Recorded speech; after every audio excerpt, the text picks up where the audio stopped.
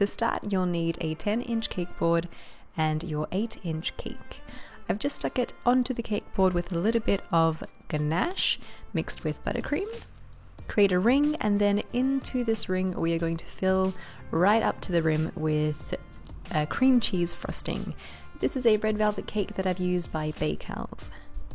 Continue this all the way up. I used 2 cakes in total that have been cut in half, so I have 4 layers of cake in total. This cake would feed a good 25 to 30 people. Once all of your cake layers have been stacked, use that dark chocolate ganache mixture with buttercream to create a crumb coat. This will be a light coat of frosting all around the cake used to trap in any crumbs. Smooth it out, and then when you're happy with the finish, you can bring that lip of frosting towards the middle. Into the fridge she goes for a good 20 minutes, or into the freezer for 10, and then apply your buttercream. So I like to use vegetable shortening and butter, and then icing sugar for my buttercream. That makes it nice and pale, and then I cover the whole cake with it. If you can see through to the chocolate layer, I recommend going on with a second layer again of buttercream. Here I've taken my scalloped frosting comb, which you can find on my website, and I'm literally just going around and around and around without stopping, and we're basically smoothing the buttercream, and we're also really indenting that pattern into the frosting. When you're happy with the look, you can bring that lip of frosting to the middle again, and then pop it into the fridge for the last time to set up so that we can add our decorations. My cake is nice and firm after a good 30 or so minutes in the fridge. Now I can add my edible gold leaf.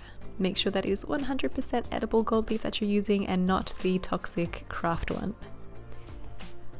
Just gonna massage it onto the cake and pull away. If it doesn't stick though, you can add just a little bit of water to your cake.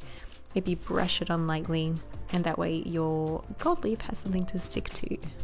I've used a 6B piping tip to create these buttercream stars, and onto there I'll also add some macarons. Do the same for the base of your cake. So the flowers, the buttercream stars, and then the macarons. And they've been dusted gold with edible gold luster dust. They were actually yellow and brown beforehand. So neat little trick there for gold macarons. And you're done. This is just one of the cakes I'll be featuring at my engagement. You can expect a few more gold and white cakes to come. They're all going to be recorded and featuring on the dessert table. So I'll be sure to share the finished dessert table and the actual engagement cake with you guys shortly. Thanks for watching, and we'll see you again in the next one.